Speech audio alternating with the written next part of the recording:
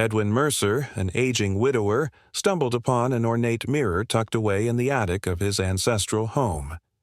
The family heirloom had been untouched for decades, its silver frame tarnished and its glass murky with age. It was rumored to belong to his mother, a woman shrouded in mystery. Desperate to connect with her spirit, Edwin began using the mirror for séances. But with each attempt, shadows grew darker, whispers louder, and soon he realized the mirror had its own sinister agenda. Edwin Mercer had always avoided his childhood home. The house was a crumbling Victorian relic, perched at the edge of a dense forest. Its faded blue shutters and sagging roof made it look more like a tomb than a home. For years, Edwin had stayed away, filling his life with work, marriage, and the comforts of distance. But at 72, with his wife gone and the city feeling unbearably empty, Edwin felt the pull of the past growing stronger. With nothing left to tether him, he returned. The house greeted him with silence. Its door creaked open, revealing a space frozen in time. Dust coated every surface and the faint scent of mildew hung in the air. As Edwin wandered through the rooms, memories he had buried began to stir. He could almost hear his mother's soft laughter and smell the cookies she baked in the kitchen. But one memory loomed above all others: the mirror. The mirror had always been there, a towering presence that seemed out of place among the house's aging furniture. Nearly 7 feet tall, its ornate silver frame was carved with runes no one could identify. As a child, Edwin had thought the symbols looked like they were alive, as if they moved when no one was looking. The glass itself didn't reflect light like a normal mirror. It seemed to swallow it, leaving the room dimmer whenever it was uncovered. His father despised the mirror. "Stay away from that thing, Edwin," he would warn. "It's cursed." But his mother loved it. She would sit in front of it for hours, brushing her hair or simply staring into its depths. When Edwin once asked why she spent so much time with it, she smiled and said, "The mirror shows you what you need to see." The night his mother disappeared had haunted Edwin for decades. He had woken to the sound of whispers coming from the sitting room. When he crept downstairs, he found her seated in front of the mirror, her reflection rippling as though the glass were water. She didn't turn when he called her name, and then she was gone. His father's grief turned to fury. "I told her," he shouted, smashing a bottle against the wall. "That thing took her." He tried everything to destroy the mirror, striking it with a hammer, setting it on fire, even burying it in the woods. But no matter what he did, the mirror always returned, pristine and untouched, to its place in the sitting room. Defeated, he boarded it up in the attic and forbade Edwin to ever go near it. Now, decades later, Edwin stood before the attic door. Dust coated the handle and the hinges groaned as he pushed it open. The attic was dark and stifling, the air thick with the smell of decay. At the far end of the room, draped in an old sheet, was the mirror. Edwin hesitated, his father's warnings echoing in his mind, but he shook them off and pulled the sheet away. Dust rose in a cloud, making him cough, but when the air cleared, the mirror stood gleaming as though it had been polished that very day. Its silver frame glinted faintly in the dim light, and the runes seemed to shimmer, alive with some unseen energy. Staring into the glass, Edwin felt a strange pull, as though the mirror were calling to him. That night, Edwin couldn't sleep. The image of the mirror burned in his mind, stirring memories he had long buried. He thought of his mother's gentle smile, her soft laugh, and the way she had vanished so completely, leaving only questions. By morning, he had made up his mind. Carrying a candle, Edwin returned to the attic. He sat cross-legged in front of the mirror, the flickering flame casting shifting shadows on the walls. "Mother," he whispered, his voice trembling, "are you there?" At first, nothing happened. The glass remained still, reflecting only his weary face and the faint glow of the candlelight. But then the surface began to ripple. Edwin leaned closer, his breath catching. "Mother?" Her face appeared, pale, ghostly, and sorrowful. Her eyes met his, wide with a sadness that seemed to reach across the years. "Edwin," she whispered, her voice distant, as though carried on the wind. "Why have you come back?" Tears welled in his eyes. "I needed to see you," he said, "to know what happened. Father always said—" "Your father was right," she interrupted, her tone sharp with urgency. "The mirror. It's dangerous. Please, leave this place." Before Edwin could respond, her image flickered and dissolved. The mirror returned to stillness, reflecting only his wide, tear-filled eyes. But her voice lingered in his mind, faint and mournful. "Stay away." Despite her warning, Edwin couldn't stop himself. Over the following days, he returned to the attic, calling out to the mirror. Each time it responded differently. Once, shadowy figures appeared in the glass, their glowing eyes fixed on him. Another time, whispers filled the room, growing louder and more chaotic until he fled. But the fear wasn't enough to stop him. The mirror had given him a glimpse of something he thought he had lost forever, a connection to his mother, and he wasn't ready to let it go. Edwin awoke the next morning with a strange heaviness in his chest. The events of the previous night felt like a fever dream. For a moment he questioned whether he had truly seen his mother's face in the mirror. Her voice echoed faintly in his mind. "Stay away." The words lingered, gnawing at him as he sat on the edge of the bed, staring at the dense forest surrounding the house. The swaying trees in the breeze did little to calm him. The house, empty except for him, seemed to watch. He tried to busy himself with chores, brushing dust from forgotten furniture and wiping counters. But his mind was elsewhere, replaying the image of his mother's face. Was it truly her, or some cruel illusion crafted by the mirror? He muttered aloud. It was her, as if saying it might make it true. By mid-afternoon, the pull of the attic became unbearable. Edwin climbed the creaking stairs, each step filling him with unease. His hand hesitated on the doorknob as his mother's warning echoed in his mind. The mirror. It's dangerous. But the longing to see her again overpowered his fear. He pushed the door open. The attic was colder than it had been the night before. The air hung thick, heavy with a sense of anticipation. The mirror stood waiting, its silver frame gleaming faintly in the dim light. Edwin stepped forward, his breath hitching as he placed his hand on the frame. The runes carved into the silver seemed to pulse faintly beneath his touch. Sitting cross-legged before the mirror, Edwin lit a fresh candle. Its flickering flame cast long shadows on the walls, making the runes appear to writhe. "Mother," he called softly, his voice trembling. "Please, show yourself again." At first, there was nothing but the stillness of his reflection, his face illuminated by the weak light. Edwin leaned closer, his breath fogging the glass. "Please," he whispered, "I need to understand." The ripple began slowly, spreading across the surface of the glass like water disturbed by a stone. Edwin's heart raced as the shimmering grew stronger, and then her face appeared again. Pale and ghostly, her eyes locked onto his. "Edwin," she said, her voice distant as though carried from another world, "you shouldn't have called me again." Tears welled in Edwin's eyes. "I had to," he said, his voice breaking. "You disappeared, and no one ever told me why. I've waited so long, Mother. Please, I need to know what happened."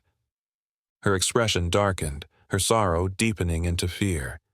She glanced briefly at the runes on the mirror's frame, her gaze lingering as if they held some terrible secret.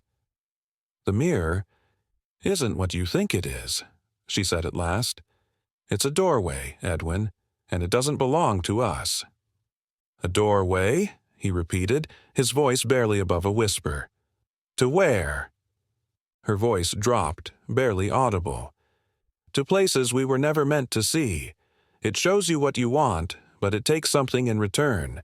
It hungers, Edwin, and once it sets its sights on you, it doesn't stop." A cold shiver ran down Edwin's spine. "What does it take?" he asked. Her face twisted in anguish. "Everything," she said simply. "It takes everything." Before Edwin could respond, her image flickered. Behind her, something else began to take shape. A shadow loomed in the glass, massive and formless, radiating malice. Two glowing eyes stared out from the depths, and a low, guttural growl rumbled from within. Edwin's mother turned, her expression twisting in terror, and then the mirror went black. The candlelight dimmed, plunging the attic into near darkness. Edwin stumbled backward, his heart hammering in his chest. The mirror stood silent and still, its surface reflecting nothing but the faint flicker of the candle. For a long moment, Edwin sat frozen, his mind racing. Whatever he had seen in the mirror, it wasn't his mother, at least not entirely. The shadow, the growl, the malice, these were not things of this world. That night, Edwin searched the house for answers. In the basement, buried beneath piles of old newspapers and rotting cloth, he found a bundle of yellowed letters. The handwriting was elegant, but the words chilled him. The letters described the mirror, calling it the glass of Hekara. They spoke of rituals, sacrifices, and warnings.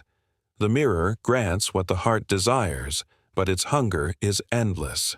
Do not gaze too long, for it will take more than you can give. It was never meant to stay in this world.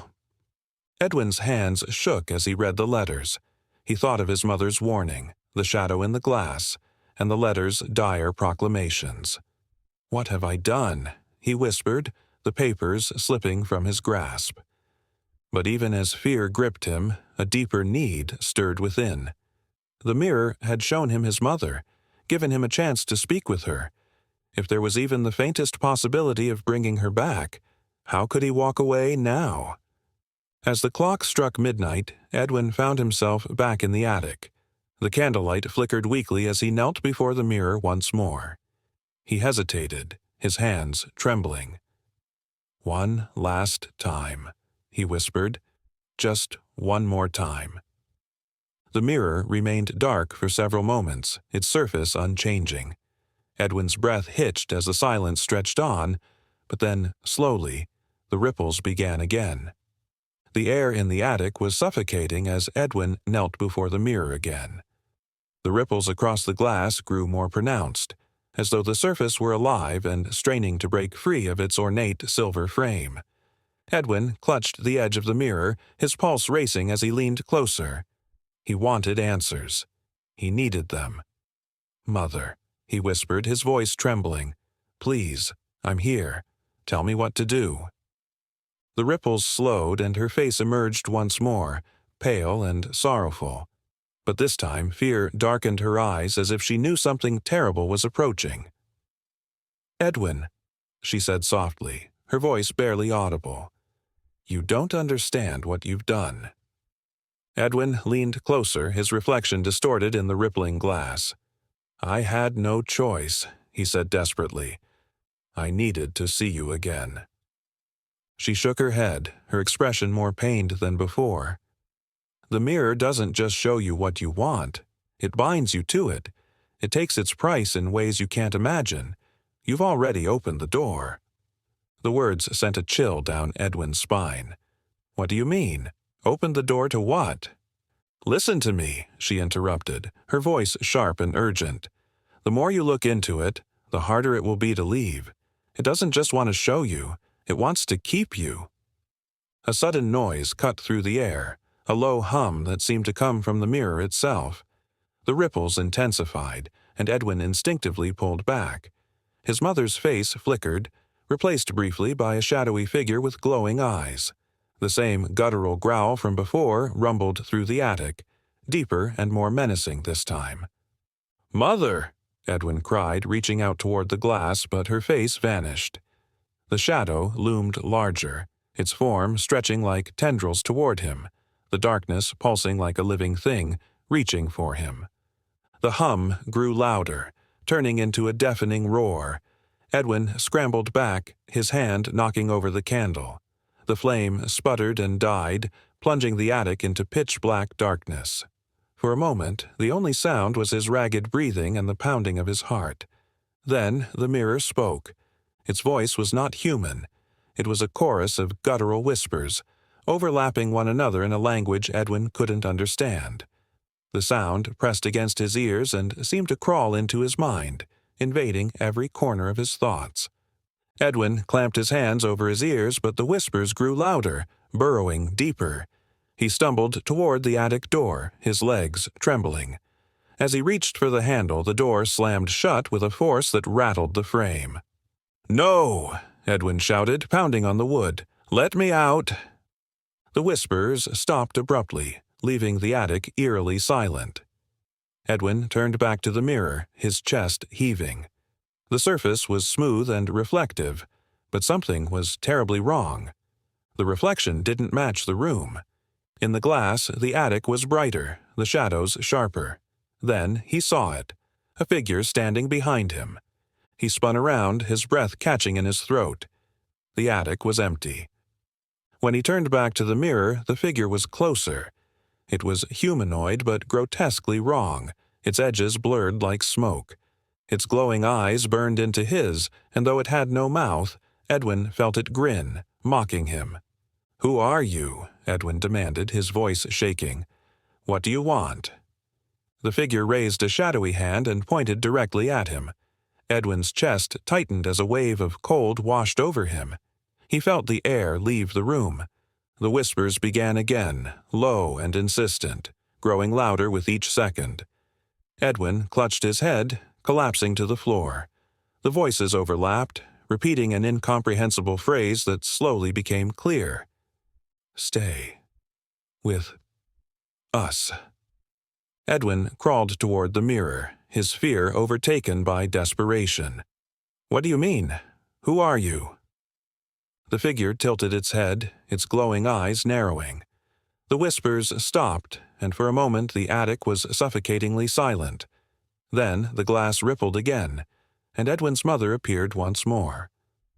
"Edwin, listen to me," she said, her voice filled with urgency. "You have to destroy the mirror. It's the only way." "I tried," Edwin shouted, his voice cracking. "Father tried. It can't be destroyed." "You haven't tried everything," she said, her image flickering as the shadow loomed closer behind her. "The mirror feeds on you. It will take you if you let it. You have to sever the connection." "How?" Edwin asked, tears streaming down his face. Her image began to dissolve, the shadow consuming her. "The journal," she said faintly. "It's in the basement. Find it, before it's too late." And then she was gone. The mirror went still. Edwin sat on the floor, shaking violently. The attic felt colder now, the air heavy with an oppressive weight that made it hard to breathe. He stared at the mirror, its silver frame gleaming faintly in the dim light. For the first time, he noticed the runes seemed to shift when he looked away, their shapes subtly changing as though they were alive. Edwin's hands trembled as he pushed himself to his feet. His mother's voice echoed in his mind. "Find the journal." He didn't know what he would find in the basement, but he had no choice. Whatever the mirror wanted, it wasn't finished with him yet, and Edwin knew this was only the beginning. Edwin descended the attic stairs with trembling hands, clutching the flashlight as if it were his only lifeline. His mother's words echoed relentlessly in his head. The journal, the basement. He hadn't set foot in that cold, foreboding space since his father's funeral. Yet he knew he had no choice. The answers he sought, the solution to breaking the mirror's curse, lay somewhere in the darkness below. The hallway leading to the basement door felt impossibly long. Shadows clung to the corners, and the aged wood beneath his feet creaked with each step. When Edwin finally stood before the door, he froze. The scent of mildew and damp earth seeped through the cracks, filling his nostrils and turning his stomach. For a moment he considered turning back, but the image of his mother's terrified face in the mirror propelled him forward. He gripped the brass handle, inhaling deeply before twisting it open. A rush of icy air hit him, carrying the scent of rot and damp wood. The basement stairs spiraled into darkness. the faint glow of the single bulb above barely reaching the bottom. Edwin flicked the light switch. Nothing. The bulb fizzled weakly before dying completely. "Perfect," he muttered, pulling out the flashlight. Its beam cut through the shadows, illuminating the steep wooden steps. The basement was colder than he remembered, its air thick and oppressive. Shadows seemed to shift in the corners as he stepped off the last stair, the beam of his flashlight revealing shelves lined with forgotten tools, cobweb-covered furniture, and stacks of decaying boxes. His breath fogged in the chill. The silence was unnerving, broken only by the occasional drip of water. He began his search, opening boxes and rifling through their contents. Most held nothing of interest: old tools, faded photographs, yellowing papers. Yet, with each passing moment, Edwin felt the darkness press in closer as though it were alive, watching. Then, in the farthest corner of the basement, he saw it, an old wooden chest, untouched by time or decay. Unlike the other items, it was pristine, its surface polished and free of dust. Edwin hesitated, the hairs on the back of his neck standing on end as he approached. The chest creaked as he opened it, the sound cutting through the silence like a scream. Inside, he found neatly stacked papers, and resting on top of them, a leather-bound journal. The cover was embossed with strange runes, identical to those on the mirror's frame. Edwin's breath caught as he picked it up, the leather cold beneath his fingers. He opened the journal, the brittle pages crackling. The handwriting was elegant yet erratic, as though written in a frenzy. The first few entries described the mirror in detail, calling it the glass of Hekara, a relic used to contact other realms. As Edwin continued reading, the tone shifted. The entries spoke of the mirror's hunger, its ability to trap those who gazed too long. "Fire cannot touch it," one entry read. "Water reflects its strength. It cannot be shattered, for it is not of this world." His pulse quickened as he read on. One entry described a shadowy figure, the same one he had seen. "It watches. It waits. It feeds on those who look too long." Another entry, in frantic scrawl, read, "The mirror will not stop. Its hunger is endless. It must be sealed. The ritual is the only way." Beneath the text was a diagram, a circle of runes surrounding a list of cryptic items. The instructions were written in a language Edwin couldn't decipher, yet the urgency in the writing was unmistakable. Before he could process the journal, a faint sound broke the silence. A whisper, soft and indistinct, echoed through the basement. Edwin froze, his flashlight trembling in his hand. The whisper grew louder, joined by others until it became a cacophony of voices. "Who's there?" Edwin called out, his voice cracking. The only response was the whispers, rising in intensity. Shadows stretched toward him, writhing as though alive. "Leave me alone," he shouted, his voice breaking. The whispers stopped abruptly, replaced by a guttural growl that shook the walls. The beam of his flashlight flickered, landing briefly on the far wall. There, etched into the stone, were runes identical to those in the journal and on the mirror. They glowed faintly, pulsing like a heartbeat. Edwin stumbled back, clutching the journal to his chest. The growl deepened, and the shadows moved closer, their forms taking shape. Eyes, glowing and malevolent, appeared in the darkness, staring at him. In a panic, Edwin turned and bolted up the stairs, the whispers chasing him. Just as he reached the top, the door slammed shut in his face. "No!" he screamed, pounding on the wood. The whispers turned to mocking laughter. Summoning all his strength, Edwin shoved the door open and stumbled into the hallway, slamming it shut behind him. Silence returned, heavy and oppressive. Leaning against the door, Edwin clutched the journal. Whatever the basement held, it wasn't just the journal. It was something alive, something connected to the mirror. And it wanted him. He looked down at the runes glowing faintly on the journal's cover. His mother's voice echoed in his mind. "The ritual is the only way."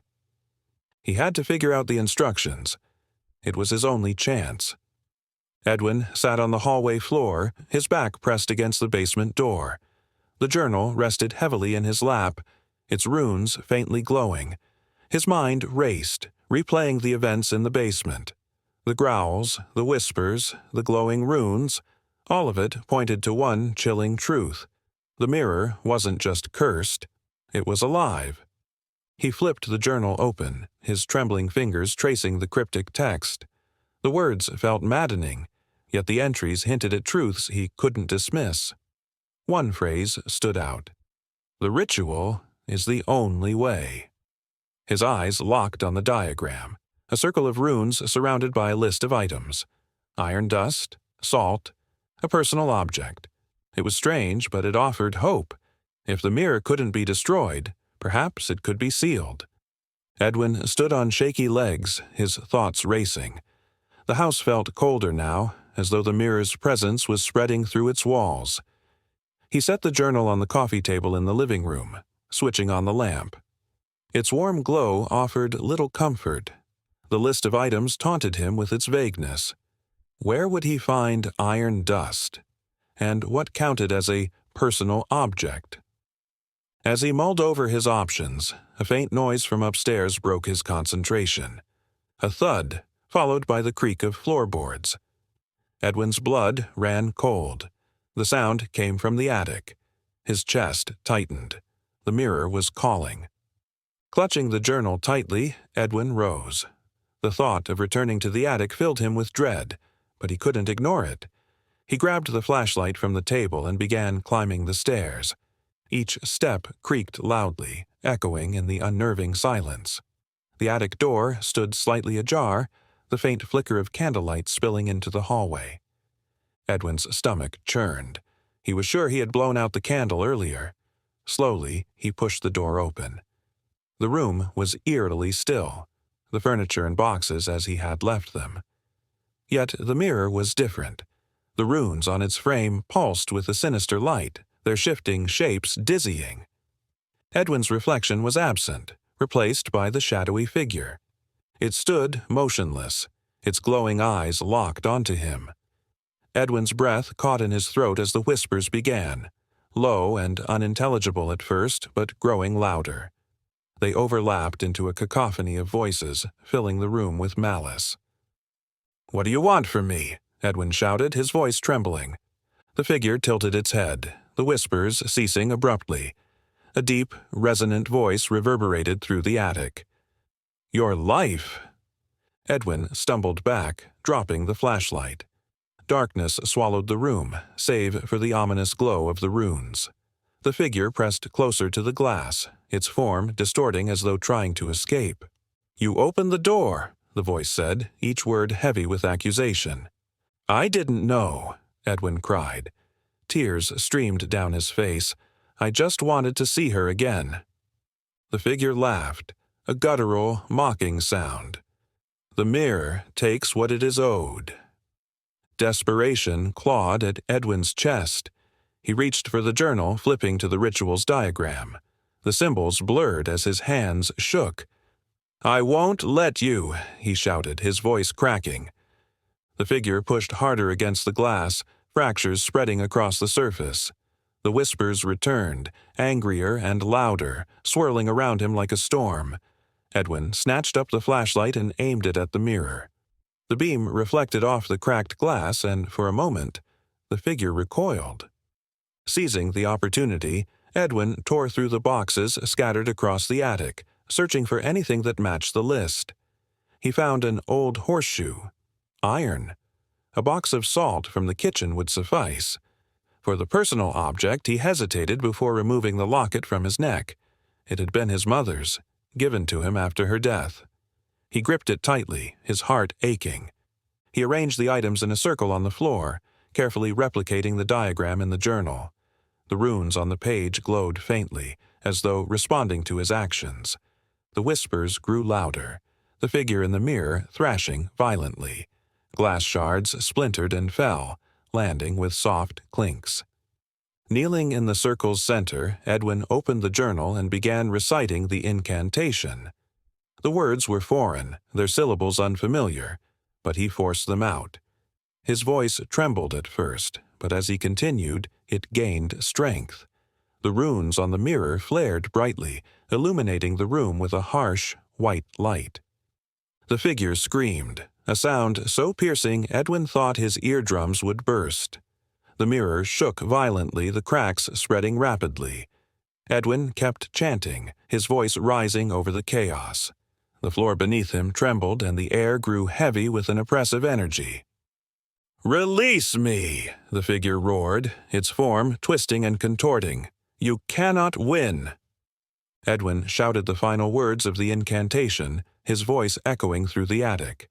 The circle of runes flared, a blinding surge of energy bursting from the mirror. The figure let out one last, guttural scream as the glass shattered completely. Shards disintegrated into dust, leaving the frame empty and lifeless. Silence fell over the attic. Edwin collapsed to the floor, his body trembling. His chest heaved as he stared at the mirror's hollow frame. The once malevolent energy was gone. The journal in his hands felt heavier than ever, its runes now faint and dormant. He sat there for what felt like hours, his mind blank. Finally, he stood, clutching the locket. He didn't know if the ritual had truly worked or if the mirror's curse would one day return. But for the first time in days, the house was still. Edwin left the attic, the journal tucked tightly under his arm. He would bury it, hide it where no one could find it. Some doors were never meant to be opened. Edwin woke to the sound of wind rattling against the windows. Pale light filtered through the curtains, casting faint shadows across the floor. For a fleeting moment, he thought it was over. The shattered mirror, the screams, the ritual, it all seemed distant, like a bad dream. But the journal's weight on his lap was undeniable, and the faintly glowing runes on its cover confirmed the nightmare wasn't over. The house was deathly silent, the oppressive energy that had filled it seemingly gone. Edwin sat up, his muscles stiff and aching. He glanced at the journal in his hands, its pages brittle yet still faintly pulsing with life. The ritual had worked, hadn't it? The mirror was gone, reduced to dust. But the heavy air in the house suggested otherwise. He flipped through the journal, stopping at the ritual page. The once brilliant runes were now faint impressions on the paper. Edwin traced them with his fingers, his stomach twisting. Had he missed something? Performed it incorrectly? The questions swirled in his mind, but the answers eluded him. He couldn't risk keeping the journal any longer. It had to be buried, hidden where no one could find it. Pulling on his coat, Edwin stuffed the journal into a backpack and stepped outside. The woods loomed behind the house, dark and silent. The ground was wet from the night's rain, soft enough to dig. He trudged through the underbrush, the journal's weight pressing heavily against his back. After what felt like an eternity, he reached a clearing. The trees surrounding him swayed gently in the wind, their skeletal branches clawing at the sky. Kneeling, Edwin dug into the damp earth with his hands, each handful of soil feeling like progress. When the hole was deep enough, he pulled the journal from his backpack and stared at it. For a moment, he hesitated. This journal had guided him, saved him in the darkest of moments, but it had also cursed him. Keeping it would only bring more danger. With a deep breath, Edwin placed it in the hole and began covering it with dirt. Each scoop of earth felt like a step closer to freedom. When he finished, he stood and stared at the disturbed ground. The clearing was still, the air light. Edwin let out a long breath, convinced he had done the right thing. The journal was buried, its curse sealed. Or so he thought. As he made his way back through the woods, the uneasy feeling returned. It crept over him like a cold shadow, prickling at the back of his neck. He quickened his pace, glancing over his shoulder every few steps. The forest was empty, but the sensation of being watched grew stronger. Then, just as he reached the edge of the woods, a faint whisper drifted past his ear. Edwin froze, his breath catching in his throat. He turned slowly, scanning the trees for the source of the sound. There was nothing there, just the wind rustling the branches. "It's just the wind," he muttered to himself, though the words felt hollow. He hurried back to the house, slamming the door shut behind him. Inside, the silence was deafening. Edwin locked the door and drew the curtains, shutting out the forest. He sank onto the couch, his body trembling. "It's over," he whispered, trying to convince himself. "It's over." That night, Edwin dreamed of the mirror. In his dream, it stood whole and intact, its surface glowing with a sickly light. The shadowy figure was there, its glowing eyes piercing through the glass. "You think you can bury it?" it hissed, its voice a distorted echo that reverberated in Edwin's mind. "The door is open. It will always be open." Edwin woke with a start, his heart pounding. Sweat drenched his skin and his hands trembled as he reached for the lamp on the bedside table. When the light flickered on, his breath caught in his throat. The journal was there. It lay on the floor, open to the ritual page. Its runes glowed faintly, brighter than they had before. Edwin stared at it in horror, his mind reeling. He had buried it deep in the woods. How had it returned? "No," he whispered, shaking his head. "This can't be happening." The whispers began again, louder this time. They filled the room, a cacophony of voices overlapping, accusing, mocking. Edwin clutched his head, his thoughts spiraling into chaos. The mirror was gone, but its curse wasn't. It had tethered itself to him, refusing to let go. The journal's pages flipped on their own, stopping at a new entry Edwin hadn't seen before. The runes pulsed with an ominous glow, as though mocking his efforts to escape. The realization struck him like a thunderclap. The ritual hadn't destroyed the mirror's power. It had only transferred it. To him. The journal snapped shut with a loud thud, silencing the whispers.